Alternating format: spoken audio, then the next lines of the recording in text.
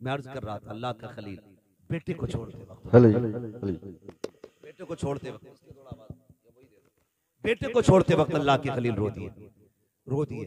तारीख का ये बाप भी पलटे, तवज्जो है? थके तो नहीं अभी? अगर नहीं थके तो बोले जरा या रसूल अल्लाह। हमारे अलीम भाई बता रहे थे कि ये बड़े सुस्त लोग बैठे, और नकीब साहब भी फरमा रहे थे हल्के में मत लेना। अल्लाह सलामत रखे। मैं आपसे ये भी नहीं कहूंगा कि आप हाथ उठा के सुभान अल्लाह को या उठ के सुभान अल्लाह को। मैं कहता हूं जो मैं बात कह रहा हूं इसे दिल पे लिख के ले जाना। अगर आज के बाद एक बाप को भी इज्जत मिल गई ना तो मैं समझूंगा हम सबका यहां आना कामयाब हो गया, आपका बुलाना कामयाब हो गया। बस यही कोशिश रहती है। मेरी तकरीर तबे यार को बेचैन करती है, सबब के आगे वही कहता हूं जो दिल पर गुजरती है। मुझे बहुत दूर से बुलाया है, मैं बज़ाहिर तो मुरादाबाद का हूं, और लेकिन पूछा मुफ्ती साहब क़िबला से, अपने भी घर आना पड़ता तो जहाज से ही आना पड़ता। बिना फ्लाइट के अपना घर भी मैसर नहीं होता है। अल्लाह ने ये ड्यूटी लगा रखी है, जब तक वो चाहेगा ये नौकरी अंजाम देते रहेंगे।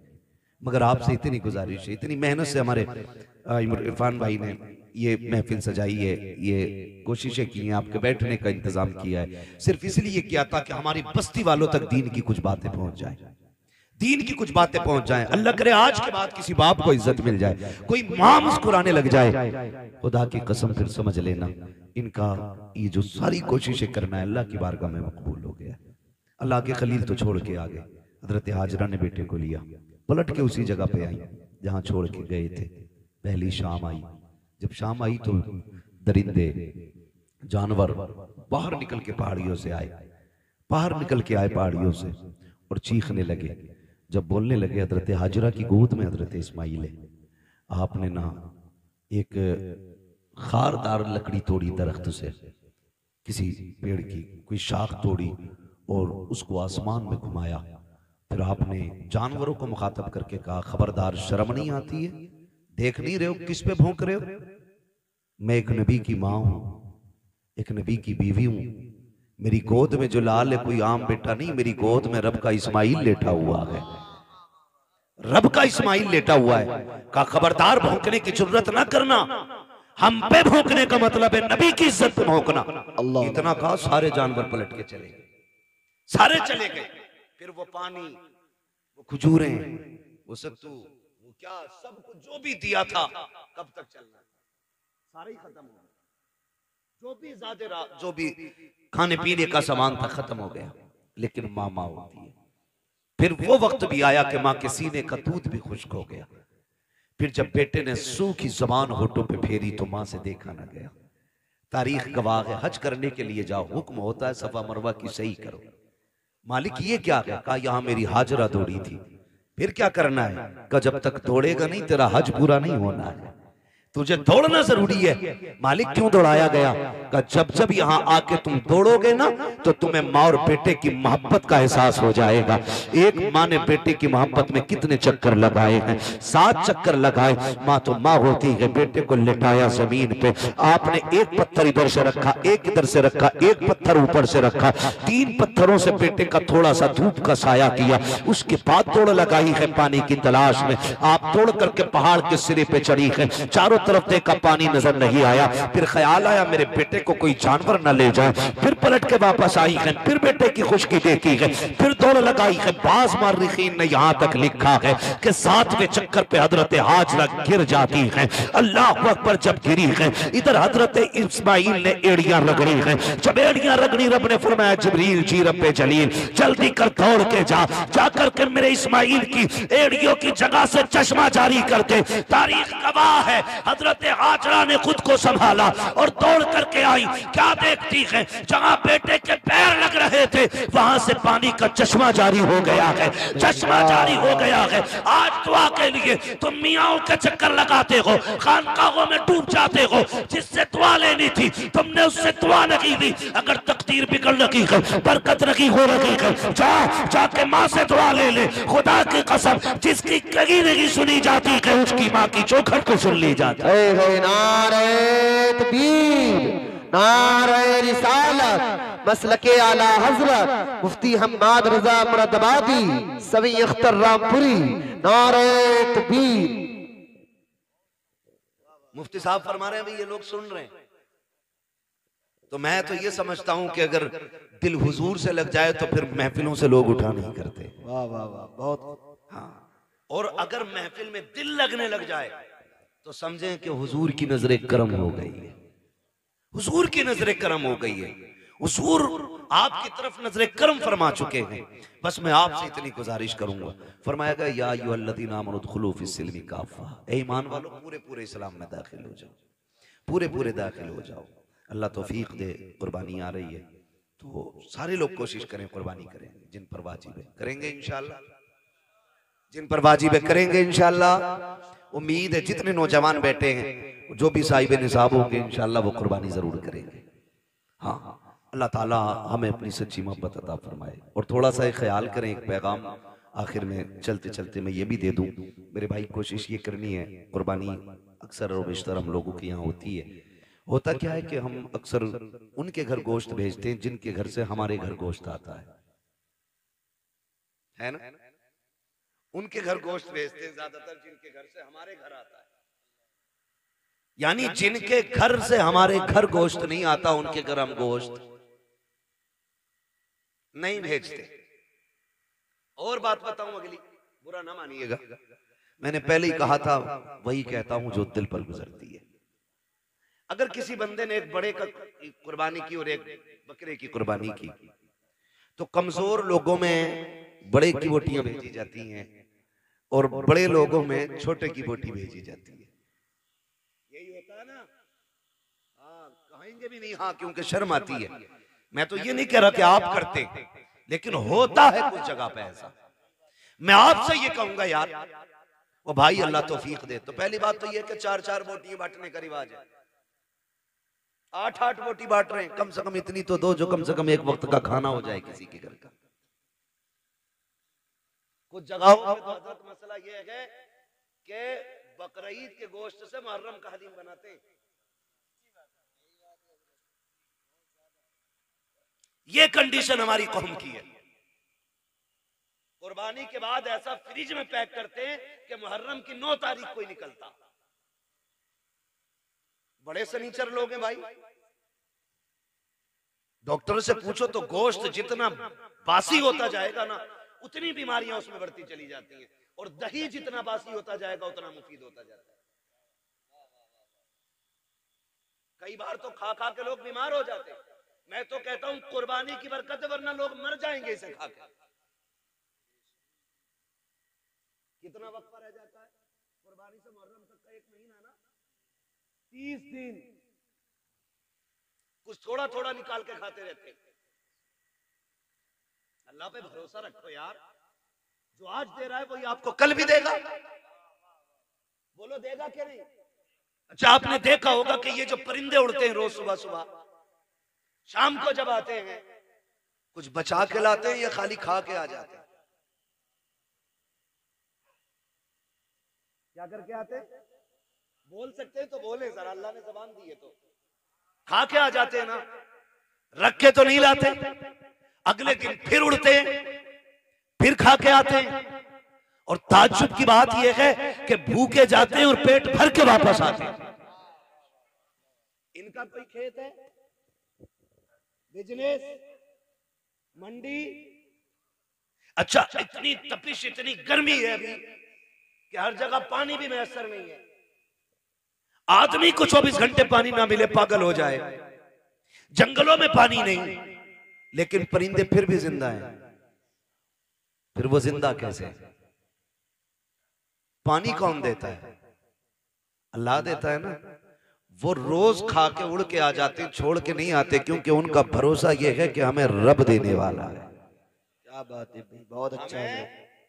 रब देने वाला है। जानवरों का भरोसा अल्लाह पर है, इंसान 1 महीने के लिए रख के पड़ा। ये तो कुर्बानी का है, लोगों ने जन्नत का उठा के रखना शुरू कर दिया था, अल्लाह ने वो बंद कर दिया था।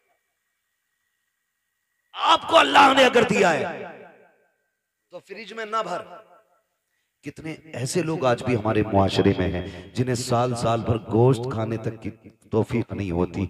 वजह इतनी ये है कि कंजूस नहीं है, कमज़ोर लोग हैं, मजदूर लोग हैं, महंगाई ने कमर तोड़ दी है। किसी के आगे बेटियां जवान हैं, किसी के घर में बेटे परेशान है, किसी को बीमारी ने घेर रखा है, कोई मुसीबत में है, कोई आजमाइशों में है, कोई बीमारियों में है।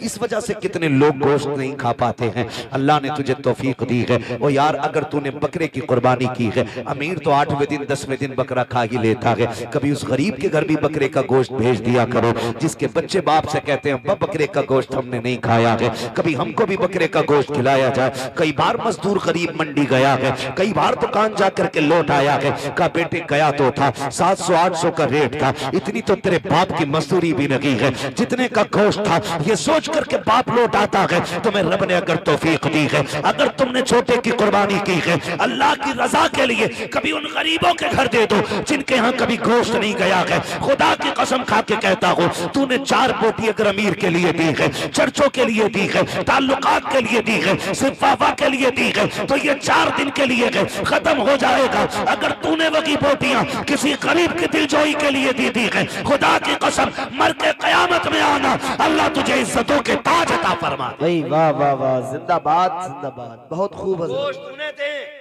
जिनके यहाँ हुआ ही ना हो। कई बार ऐसा होता है जिनके घर कुर्बानी हुई है, 2 क्विंटल में से 50 किलो इसके घर रखा, और मोहल्ले वालों ने भी एक तसला भेज दिया। और कितने गरीब ऐसे होते हैं कि बकरा ईद के घर दिन भी उनके घर में दाल बनती है। इसे ईद कहते हो? तेरी बस्ती के अंदर अगर एक बंदा भी ईद के दिन चटनी से खाएगा तो तुझे गैरत से मर जाना चाहिए। अल्लाह तौफीक दे तो ये गरीबों में तकसीम करेगा। आपके घर के होते हुए किसी घर में दाल या चटनी नहीं।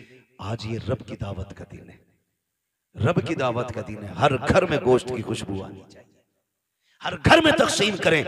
और याद रखिए, जो अल्लाह के लिए करता है फिर अल्लाह कभी उसको गिरने नहीं देता है, गिरने नहीं देता है। और वो लोग बेवकूफ हैं जो उठा के रखते हैं।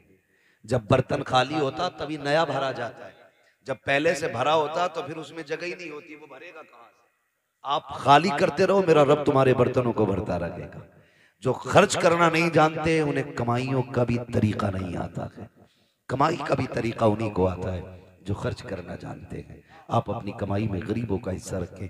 कुर्बानी आ रही है, सारे लोग कुर्बानी करें। अल्लाह तौफीक दे, अपने बच्चों को दीन की तालीम दे। जिस तरह हमारे इरफान भाई ने अपने बेटों के अकीक़े की खुशी में, बेटियों की खुशी में माशाअल्लाह खुश नसीब है। फरमाया गया अल्लाह जिसे 3 बेटियां दे और वो पाल पोस के उन्हें इज्जत से रुखसत कर ले, हुजूर ने फरमाया वो बंदा जन्नती होता है, वो बंदा जन्नती होता है। और फिर अल्लाह ने 3 बेटियां दी हैं, मुज्दा मुकम्मल है। यहाँ तक कि 2 बेटियों के लिए भी खुशखबरी है, 1 बेटी वाले के लिए भी खुशखबरी है।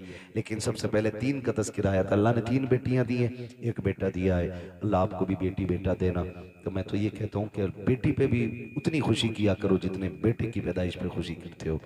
इसलिए कि याद रखना, कभी कभी बेटे वो काम नहीं करते जो बेटियां काम कर जाया करती हैं। और बेटियों की मोहब्बत बाप से हमेशा जुदा होती है।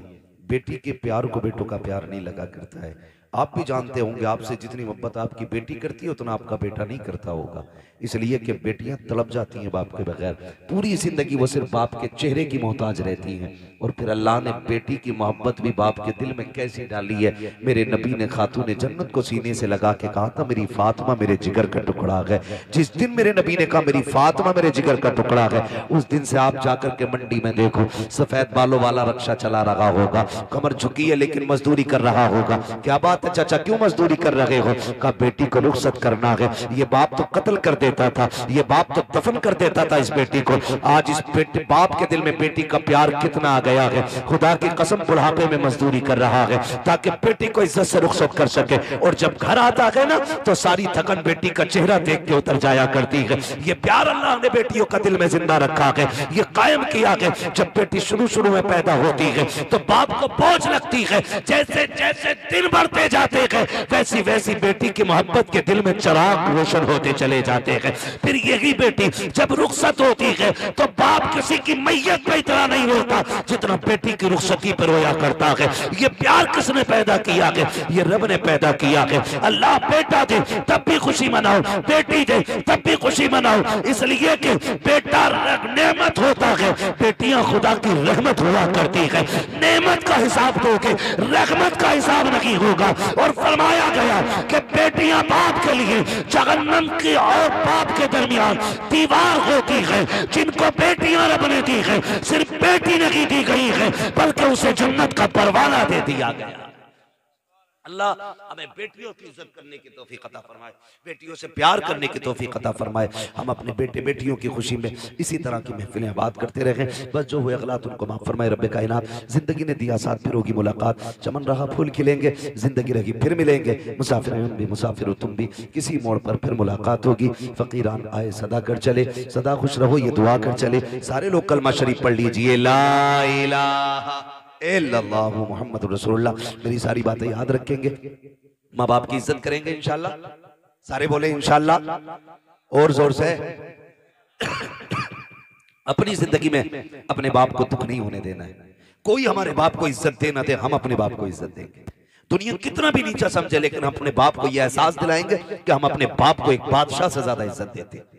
हमारी जिंदगी में हमारे बाप का वो वकार है जो बादशाह का वकार रियाया की नजर में होता, ये हमें एहसास दिलाना है और अपने बाप की खिदमत करनी है। अगर उनकी जिंदगी आपको मिल गई है तो आप खुशनसीब होंगे अगर उनकी खिदमत करके जन्नती हो जाएं। आपकी कमाई अगर बाप पे लग रही है तो आप नसीब वाले हैं। किसी की कमाई कुत्तों पे लगती है, किसी की कमाई मुकदमों में लगती है, किसी की कमाई झगड़ों में लगती है, किसी की कमाई बीमारियों में लग जाती है। नसीब वाले हैं जिनकी कमाई माँ बाप के काम आ जाया करती है। अपनी कमाई का हिस्सा अपने माँ बाप पे खर्च कीजिएगा। दूसरी बात मैंने कही थी, कुर्बानी आ रही है, जिन पे कुर्बानी वाजिब है वो सारे लोग कुर्बानियां करें। तीसरी बात एक और ये भी कही मैंने कि खुदारा अपने दुश्मनों को माफ करने का हौसला पैदा करें। अगर आजमाइशें हों अल्लाह की तरफ से, कोशिश ये करें कि हम इस आजमाइश में मुकम्मल उतरेंगे। मुसीबत आए सब्र करना है, अल्लाह इज्जतें दे शुक्र करना है। शुक्र करने के तरीके ये होते हैं, अल्लाह ने दौलत दी है तो अल्लाह का जिक्र किया जाए, अल्लाह को राजी किया। ये नहीं कि प्रधान के बेटे पे दौलत आ गई तो वो डीजे न बजा रहा है, लड़कियां नचा रहा है ला करके। ये कोई कमाल नहीं है। मौत आनी है, मौत आनी है, सबको मरना है। पैसा तो अगर बात की जाए तो सभी पे होता है, लेकिन सबकी दौलत दौलत उस्मानी नहीं होती है। दौलत उस्मानी वो होती है जो अल्लाह और उसके रसूल के नाम पे खर्च की जाती है। अल्लाह और उसके रसूल के नाम पे जो दौलत खर्च की जाती है, तो कोशिश ये करें हम अपनी कमाई को हराम जगह नहीं हलाल जगह खर्च करेंगे। करेंगे ना इंशाल्लाह ऐसे।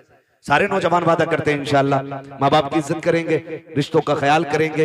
याद रखिएगा मैंने कहा जैसे इरफान भाई ने आज अपने बच्चों की खुशी मनाई है ना, हमारे बाप ने भी हमारी विलादत की खुशी मनाई होगी। इतनी खुश हुए होंगे वो, बल्कि इनसे भी ज्यादा खुश हुए होंगे। हर कोई यही अपने बारे में तसव्वुर करे तो कोशिश ये करें हमें अपने माँ बाप को दुख नहीं देना है। कुर्बानी में जब गोश्त की बारी आए तो तकसीम करना है, दो दो बोटियां नहीं, कम से कम इतना देना है कि किसी के एक घर की किसी दिन की हंडिया हो जाए। कभी कभी ना तो किसी के लड्डू किसी के घर की मुसीबत बन जाते है ना। किसी मोहल्ले में बेटा पैदा हुआ किसी के तो 2 लड्डू भेज दिए, तो घर में बच्चे 4, लड्डू 2। या तो इस हिसाब से लड्डू दिया करो जितने मेंबर हैं उतने दे दो। तो कभी कभार लठियां चल गई घर में, आग लगे ऐसे लड्डुओं को भाई जो किसी के घर का चैन उड़ा दे। अगर दिया भी करो तो इतना दिया करो कि किसी के घर में झगड़ा ना। समझ रहे मैं जो कुछ कहना चाह रहा हूं? 4 बोटी नहीं देनी है, कम से कम इतना दो कि एक वक्त गरीब के घर की हंडिया हो जाए। इतना कम से कम दिया करो। अल्लाह ताला हमें महबूब के तरीके पे अमल करने की तौफीक अता फरमाए। वो मालीना इल्लल बलाग। सारे लोग मेरे साथ पढ़ लें, अस्तगफिरुल्लाह रब्बी मिन कुल्लि ज़ंबिन व अतूबु इलैहि। वो मालीना इल्लल बलाग। अस्सलामु अलैकुम व रहमतुल्लाहि व बरकातुहू।